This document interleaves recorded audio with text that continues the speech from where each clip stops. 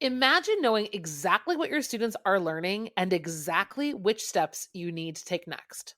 Join us in Down with the Reading Quiz to craft meaningful and productive formative assessments that move away from gotcha moments of basic recall and toward assessing what your students actually can do.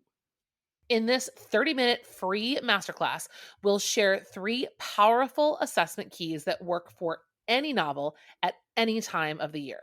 Head to shop.bravenewteaching.com/masterclass to sign up, and we'll also send you a free workbook to keep track of all your notes. Once again, that's shop.bravenewteaching.com/masterclass to nail formative assessments forever. Hey, Amanda. Hey, Marie. What are you up to later? Want to join me for happy hour? I'm all in. And guess what's amazing? Our listeners and friends of the podcast can also join us because Brave New Teaching Happy Hour has officially launched. Cheers! Cheers, everyone. We are officially hanging out a little bit longer after school with an extended, extra private podcast feed just for you. Yes.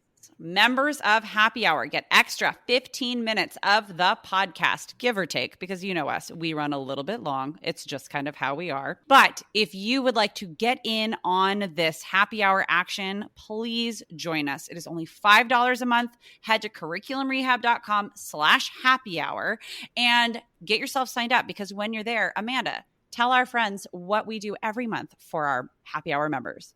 I think my favorite part is coming up with a new free resource for our listeners every month. And then we pretty much break down that resource and how to use it. We also like to have guests on to do extended episodes and even Q&A that's just for you about that resource. It's really exclusive and super private just for you. So if you are like us and you like hanging out, you like chit-chatting about all things that are teaching, teacher life, and everything under that umbrella, join us for happy hour and we will see you there. Bye. Bye. Well, hello and welcome back to Brave New Teaching. Today is going to be a fun day. Everyone, friends, let's all say hello to Amanda, who just took a sip of water. I have the worst timing. That's okay. Hi, everyone. We're going to do an essential question workshop. When was the first one that we did? Last summer? Last summer. Mm-hmm. Stop. It's been at least 6 years since last summer. So, oh my God. Honest to God. Yeah. Like so much gray hair that I have now. The past 12 months have been insane. So for those of you who are newer to the podcast or just don't know what we're talking about, last summer, the summer of 2020, Amanda and I workshopped some essential questions for a course that I was going to be newly back into teaching for an 11th grade American literature course. And today we're going to do the same thing for a 12th grade literature course, which in my district is called world literature, which is just so vague. And it's very open and loose. And I'm really excited to dive in because if you guys don't know this, Amanda she's very good at many things and she is excellent at writing and thinking through essential questions. And so this is basically just a very selfish, we're going to do my planning for my course. And for those of you who, I thank you for the accolades, Miss Marie, but you're welcome. I have to say that I haven't always been good. And the essential question writing process is so much more enjoyable when you're starting to do it with someone that you trust and 100%. You can be vulnerable. Because this is kind of crazy to be doing this live. I have had maybe, 20 minutes of heads up on this topic and what Marie's about to do. So basically, friends, we were talking on the phone this morning. I'm still in my pajamas. Like it's that kind of a day. It's raw. And I was like, hey, do you remember what we're recording today? And she was like, yep. And I was like, okay, so let me take the kids to my mom's real fast. And then I'll call you in the car. And then I'm just like, yes, she's got 20 minutes of prep time. And I was just like spilling out. This is what I've taught before. How can we connect this?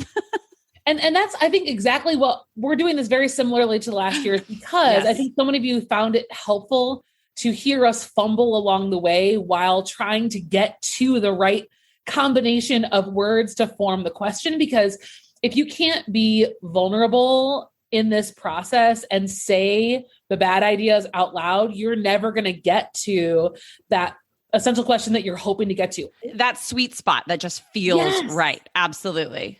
Also, even if you feel like this is the most amazing essential question, Marie still has to actually go try it with children. Right. Because all of that changes when you put it in front of real humans and start to really just work out the kinks. Like I've had essential questions where just a couple of words were enough to throw off the question and made it irritating to bring up over and over again. You know what I mean? So this is going to be real life. When it feels like you're pulling teeth, you're like, that wasn't the right one. It felt right at the time and then it was wrong in front of kids. Why did I do this? Well, and like Amanda was saying, collaborating with somebody who you know is good at what they do and collaborating with somebody who you trust is key to finding these types of breakthroughs in your teaching practice and the art of curriculum design and all of that. Like I can write an essential question. Sure.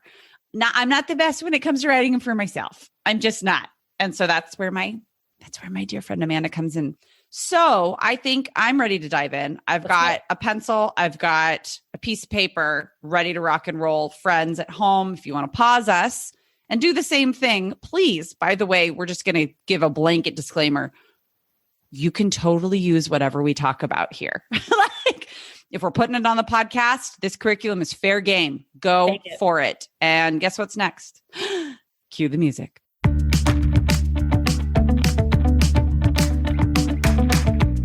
You're listening to Brave New Teaching, a podcast for educators challenging the status quo. I'm Amanda, and I'm a high school English teacher in Illinois. And I'm Marie, and I'm also a high school English teacher in Southern California. We're so glad you're here. Enjoy the show.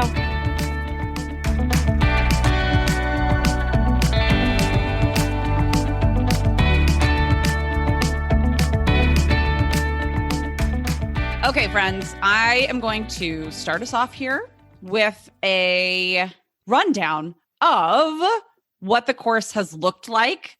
Mind you, this 12th grade course, I have taught this multiple times in the past. We were on a semester system. I was still in my mid-20s. Here I am now in my later 30s.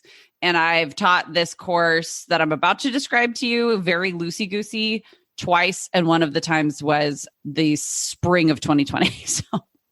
So really just once all the way through. Everyone's favorite semester. Yeah. And it was like one of those courses that I was like, I'm just going to throw stuff against the wall and see what sticks and see what happens here. So we have 2 9-week quarters. If you've listened to our episodes about Shakespeare that we did in the spring of 2021, we'll link them in the show notes. The one where I run through my Hamlet and Macbeth unit where I teach both plays was created for this course. Also, I do a lot of work on literary lenses because we're 12th grade. This is a college prep course, a lot of moving on to 4-year university, but also just critical thinking. I've done a whole relationships unit here. What are the factors or what were the relationships that make us who we are? Basically, what are the ingredients to personality when it comes to interpersonal relationships? Obviously, I do choice novels. If you know anything about me, you know that my major units in my class revolve around choice and choice novels. We do some hero's journey situation, and we've done a really cool choice podcast unit. I say we because my good friend and I wrote a choice podcast unit that we slapped together really during the pandemic, but then I've used again and it works really nicely. So anybody who's done curriculum rehab with us is like, what the hell gobbledygook is she describing? This predates us creating curriculum rehab, but it also is part of the process that we talk through in curriculum rehab. It's a lot of just this course specifically was a lot of me seeing what I used to teach, 10 years ago. And then what I enjoyed, what I know the kids then enjoyed, but we all know that kids 10, 12 years ago are not kids today. They do not enjoy the same content necessarily, or they enjoy it in different ways. Engage with. And so now that I'm done floundering. Okay. So this is where essential questions come to rescue. So I think people who are listening hear Marie and they don't think, oh my God, Marie, get it together. They think, oh my God, Marie, me too. Right. Same. Right. Okay. So I think most of us are in the boat of, I have a lot of things I like. I have some themes in mind. There's a course title, but what it sounds like you're lacking is something cohesive. Correct. That's going to make everything cognitively, conceptually string together in a meaningful way. And the hard part, I would say, and I think that listeners will resonate, like this will resonate with them. The hard part for me of not being able to do this for myself, but I could totally do it for somebody else, is I can see specific kids in my class. I can think of things that they would say because I've known them, right? And like, because it's mine, I'm too close to it. Yeah. So like, I need that extra, like if this is also that push in the direction of find that friend in your PLC, find that online whoever that can help you walk through this stuff. And Amanda and I are available in different ways, which we can talk about later. But like, Amanda is going to be my mirror here. Well, and I think, so when we get started with essential questions, we're going to just assume today for this episode that you all already have bought into the power that they hold. I'm not going to sit here and try to convince you to ditch your novel-based units, your theme-based units, and your skill-based units to jump on the EQ train. I'm guessing that you're already there. So when we're going to start writing essential questions, Marie has given me a lot of this, but just so that you all hear it like laid out, I'm looking for a trifecta. There are 3 overlapping, sometimes one piece is more important than the other components. So I'm not listing these in any particular order, but I would say that texts, themes, and skills are what need to overlap into an essential question, right? Like in the past, I think one of those 3 has been the driving force of a unit. And we're positing that actually a question should drive the unit. And those 3 components are going to help us write that question. So Marie, you've already kind of talked a little bit about theme. You've given me a list of some texts you've used before, and you've also talked about skills. You've talked about lenses. You've talked about humanity, heroes, villains, any other like thematic things that you're hoping to get out of this semester or the course? So since they are seniors, and you and I talked about this a little bit on the phone before, and then we were like, we could just have to start recording. I want the whole overarching thing to help students start to find ways to recognize their own, to recognize who they are, their good, bad, and ugly, right? Like parts of themselves, and to be able to, I feel like a lot of times where I have gone wrong in the past, especially with senior work, is it's being like, who do you want to be rather than who you are? Yeah. And recognizing who you are, what parts of you are like getting to know yourself instead of creating somebody new. And obviously I'm not a psychologist, I'm not a therapist. That's not my role here, but in connecting with characters and in connecting with literature and literary themes, that's reflection. Like you got to get students to reflect. And so prompting reflection in getting to know who they already are and recognizing and giving themselves grace is something that I want to help them do through recognizing characters. And so one of the things I've talked about is I really like the idea of having a whole quarter on monsters and villains and like flipping perspectives there, and then a whole quarter on heroes and flipping perspectives there. So I didn't answer your question. You absolutely did. And so here's my next question, which we've sort of talked through, but we'll kind of talk through with our audience here. How important is the title world literature in terms of all of this, right? So like when I hear world lit, my gut is not going to what you're describing. Right. And that's okay. And that's okay. Like that, it's just a title. So how important is that to you and your school and all of that? So since the title is on the transcript and in the course description, right? The approved course description, essentially the part that we can extract from that is that it's varying perspectives that make it different from American Lit, from 11th grade. It needs to be broader than the US or broader than American perspectives. It needs to be a global world perspective, the opportunity to see other parts of the world. Oh, there's another unit I didn't tell you about that is really cool. It's a fairy tale unit where we do research and blah, blah, blah, blah.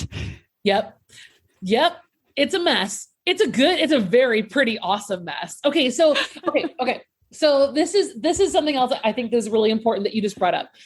Having a course called World Lit or American Lit is pretty useless, right? Like 100%. Yes. The title alone invokes zero curiosity, inquiry, or inspiration, even on the teacher's end. Like, I don't understand why we continually do this, because even American Lit, we teach it across the United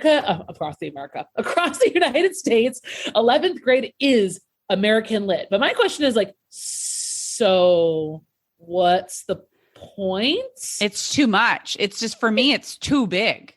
And, well, and then you get world lit, which is like, okay. Right. So if American is too big, world is like, I'm going to go crawl in a hole and I'll be there for a few days. Like it's too big. Well, and so what ends up happening is that these courses become survey courses in famous names, canonical works. And that's kind of gets us back into some of the problems that we're facing right now is we're wondering how to fit in conversations about social justice rather than starting with the crisis or starting with what's really powerful now. We're trying to go through, the Salem witch trials all the way till, Gatsby. And we're like, oh, that's American lit. It's witch trials and, fancy cars in the 20s. And what have the kids actually gotten out of that other than a list of texts that fall under the title of America or world?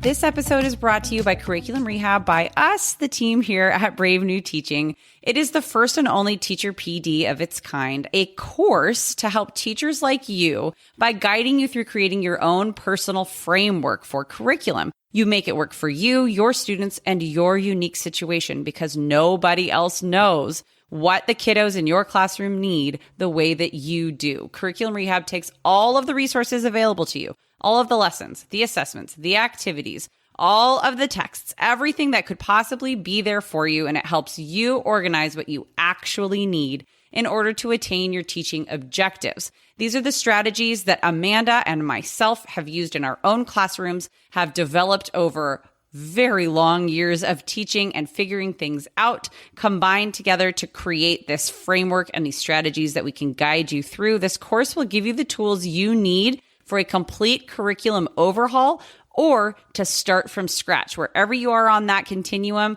it does it all for you and with you on your timeline. So start today, do a little bit more in a couple of months, and then pick it up next summer. It's Teacher PD the way it should be on your own time. Head to curriculumrehab.com/course for more information, or just head to the show notes for this episode. We cannot wait to see you there. It's finally time to take control of what goes on in your own classroom and create the curriculum of your dreams. All right, let's get back into the show.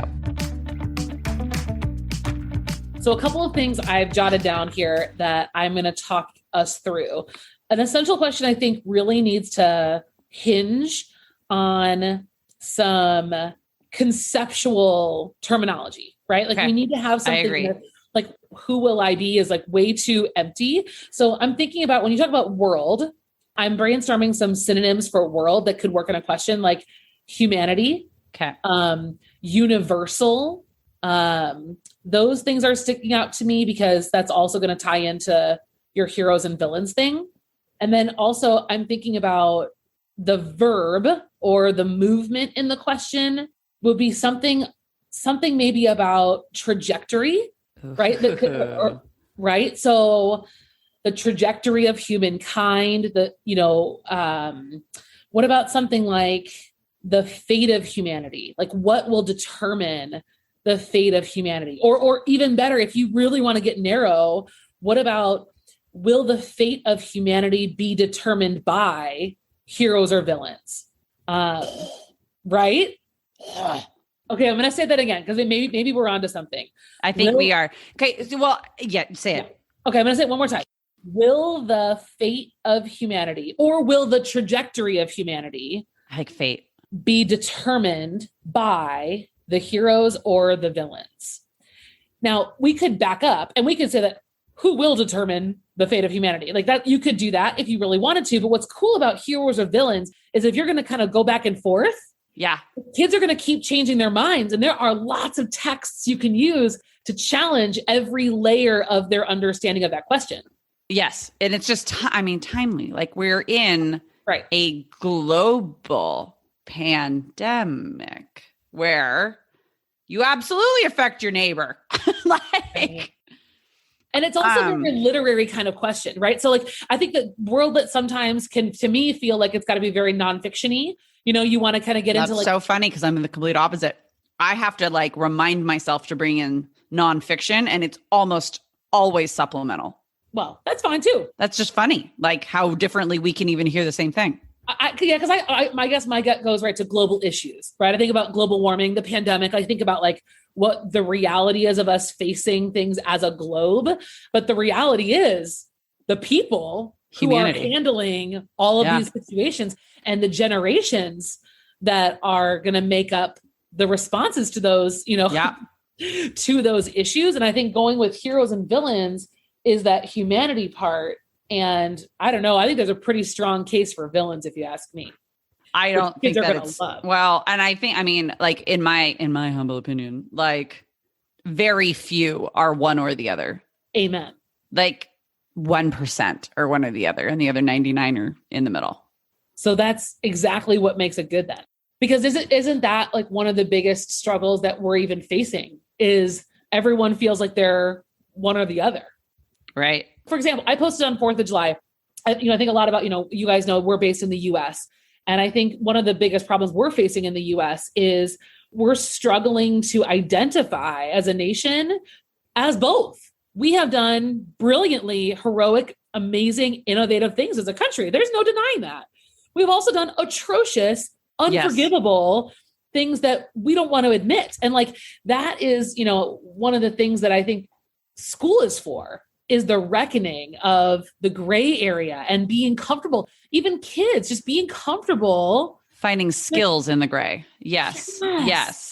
Absolutely. And admitting that and not feeling like, we put them on a scale of perfection of A through F. I mean, that's on us, right? Yeah. Oh yeah. And I think that would be very, very powerful for 12th grade. How are you feeling about that question? I really like it. So what I've done is I've created on my paper while you were talking a T-chart because I like to do like a quarter. I don't know. I just feel like if we're going to give it then it's like a clear cut. Here's one quarter. Here's the other, obviously with some like mentioning here and there. But so like, I mean, it works perfectly with things I already have. That's the other thing too, is I like to like recycle. Like that's one of the things we like to talk about a lot is like, what do you have and how can that fit with what you're creating? So I've got my wonderful Hamlet Macbeth unit that I know it's a monsters unit. So the question is, are monsters born or made? Could be are villains born or made or whatever. Yeah. I think both of these deserve a definition question, both of these quarters. Okay, to clarify what we're doing right now. So we teach in the way that has an overarching essential question, whether that's course-wide or like quarter or semester. If you have a 2-semester course, maybe it's like, maybe they're different. I like to have one overarching course-wide question, which I know Amanda does too. And then my 9-week quarters will be split up kind of thematically with smaller unit questions. So my unit questions are things like, what is a villain? Mm-hmm. Boom. I like a definition. What is a hero? Boom. Are monsters born or made? I could just go with those two, TBH. I mean, yeah, you could. And actually, I could do both with heroes. Yes, you could. The other layer I'm starting to like get out of this too, is, especially for 12th grade. Maybe this isn't an EQ, but it's kind of at the back end of the text that you teach, is asking a question about perspective. To what extent does it matter who's telling the story, right? Does it matter? Yeah. Right? Because I think we can look at one person and tell 2 different, 3 different, 4 different stories about that person and qualify them as a hero or a villain. It's the same. So there's one, speaking of the workshop we did last summer for American Lit, one of the questions that we came up with has to do with, how do I know what's truth? Yep. Yes. And so it's all about perspective. So maybe it's like a who says kind of a question. But I think I think to what you're saying, like that's layered into. I think those are discussion questions. I think that's how you. I think, well, because one of the things that I'm going to put up in my room is going to be questions that matter about every text, like who's telling the story and who's left out, like whose voice are we missing? Who's missing from the story? Yep. What about asking your kids, what do we call someone who's neither a hero nor a villain? I think you just found it, Amanda. Thanks for answering your own story. Benifer. Totally dating myself with that reference. But are you? They're back. Well, I mean, they're back. It's fine. I'm not over it yet. So there's somewhere to start. And I think for those of you who are listening, this might feel kind of crazy, but I want you just to, for a second, I'm going to back up. I want you to picture two different courses. Course number 1, World Lit. Course number 2, will the fate of humanity be determined by the heroes or the villains? Which course do you want to take? What do you want to be in? I mean, what course do you want to be in? I mean, the fact that we just asked one question, which is maybe not finished, maybe it's not going to be Marie's final draft, but I don't know, but curiosity and the conversation and the percolation going on is like, it's just all we did was take your text that you're already using, the themes that you already care about and want to touch on, and the skills. Like, obviously, we're already talking about lenses, big time here, perspective. You're talking about all kinds of literary things. All we did was write a question. It transforms your course and it creates buy-in. How are your kids going to be disengaged from that question? I mean, some of them will find a way. They'll find a way. I just wrote, who determines what is right? Okay. Or something like that. Yeah. I think that is somewhere layered into both of these. And okay, so here's the other thing too. Like, it almost feels too easy, right? Because it's so simple, but that simplicity is key. Because as we preach often, students, human beings, but students thrive on predictability and routine and knowing what's coming. So if I can spend a quarter talking about, I don't know if I'm going to do heroes or villains first, it doesn't really matter. Nope. Talking about probably whichever one has fewer texts, so I can do a big fat summative at the end. That one will be second, right?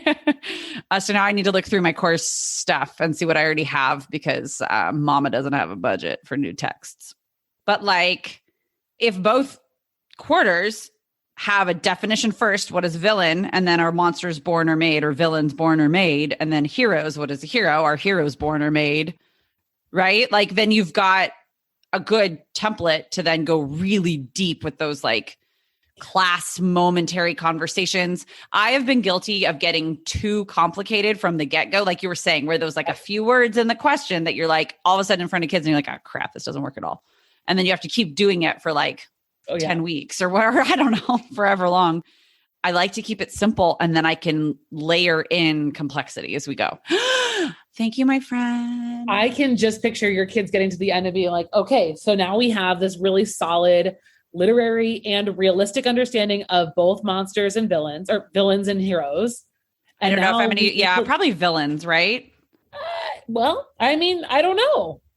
I think I need to use villains and heroes. I think I want to use the really socially accepted, just like base words, because then we can word cloud. We can do think of all the like cool activities we can do that like really bring in a lot. And they'll be set up to give you some very cool answers about like which one is going to determine the fate of our society. And the coolest part is the timeline is endless, right? Right. The world perspective is endless. Okay, so here's the thing with the like fairy tales. This is to derail our conversation. Beautiful. The derailing comes with looking at fairy tales from world perspectives. So that's like, just for those of you listening who like are going, oh, this is kind of cool. Like, maybe I want to try this out. I like to look at Cinderella, and like just about every culture with written literature that we can find like throughout most of the world has a version of Cinderella. So being able to find that and like jigsaw and do all that is a really cool global perspective connection piece, where it's like, and then talking about like dreams. Why do we all have the same types of dreams? Blah, blah, blah, blah. That had nothing to do. I mean, it had a little bit to do, but it was like definitely a left turn. We can go back on course. No, but it does. I think in fairy tales in general, there's a morality question in this essential question. There is a good and a bad. There are rules to follow. Yep. And there are the people who set up the rules and determine what's good and determine what's bad. And all of those things factor into the fall of a hero, the rise of a villain. So, I mean, it's all there. And like the opportunity to kind of walk your students into these different zones is available when you're ready to get there, when the kids are ready to get there. Right. I think the morality behind fairy tales and the way that they're used to teach children across the globe is fascinatingly different culture to culture. Yeah. but they're all used in a different way. And I think that is to create a more just world. And there's a cool like Disney deep dive we can do there. Oh yeah. Yeah. I mean, obviously I'm going to be using some Joseph Campbell as like let's look at, this is a theory, right? Like this is a way to look at like the literary breakdown. And then we can just go, we're going to look at cancel culture. We're going to look at villainizing people that we once, bro, I am so excited. This is a lot. This all of a sudden became a lot in a good way. In a very good way. Yes. There's a lot in your pocket. You don't have to do all the things, but you can. I actually feel a lot calmer. Sometimes when we come up with plans like this together, I get all like hyper chihuahua, like freaking out. I actually feel a lot calmer because this has a plan and a path, and I can just pick and choose what I need to use and throw away what doesn't work. And you're into it. And I'm into it. Super into it, man. Isn't that, I think that's the number one takeaway that we want all of our curriculum rehab students to have, all of our listeners to have, is this is not supposed to be another layer of work. This is the brain work you do to make the course so exciting to teach. Yep. Even if you don't have the perfect lesson plan, you have an amazing essential question. So even if you just kick back and check in on your EQ at one day in the middle of a semester because you got nothing else planned, where does that conversation go? I mean, the thread still pulls through. Yeah, totally. So one little note, we've been talking a lot lately in this latest season. This is like episode 3 of our 3rd season, to and about new teachers. So if you are new and you're listening to this right now, I'm going into my 15th year of teaching. And I mean, I need help too, right? So just remember, stop it. That's just a mean thing to say. But right behind you. I know you're not that far behind me. Like it's okay to like stumble around a little bit and then for things to be unfinished. I'm not going to finish this unit today. I got other stuff I got to do. I'm not necessarily going to finish this course. I'm not going to finish this course before I start teaching it because that's not how the world works for me. It might be for somebody else, but we all do things differently, and it definitely takes a village, and we're here for you. Thank you so much. This was awesome. I hope that this episode reaches those who need to hear it. So if you are listening and you're like, dang, that was inspiring, or like, hey, I just got ideas on how to figure this out together, share this with your teaching friends. Share this, like, pedal this episode around, friends, and reach out to us on social media if you have something to add. Or if you want to hear more of these. I mean, if you want us to do more EQ workshops, we'd love to hear that from you. And just kind of, whether it's an email or in a review or in a DM, let us know that you want to hear more or you want to hear something else. We'd love to be adaptable to what you guys need this school year. Absolutely. And friends, yeah, if Amanda said it for a second, if you have a moment, will you pause and give us a rating and review on iTunes? It helps others find our podcast and become part of the Brave New Teaching community. We have fun stuff. Head to bravenewteaching.com. We've got a lot of fun goodies for you. We've got a whole formative assessments free masterclass you can take a look at anytime. We have got a bunch of freebies from our different episodes. We have got a bunch of stuff for new teachers. We've got a whole new teacher month-long planner that's completely editable that helps you prioritize, and it really works for veteran teachers as well. We've got some things for work-life balance, a whole lesson that comes out of our mentorship program for new teachers that anybody can access, and it's there. And because we love you. Thank you so much for listening. Thank you guys for coming around, for listening to us today. Yeah, we will be back. Same bat time, same bat channel, same bat podcast next week. Until we meet again, friends. Bye. Bye.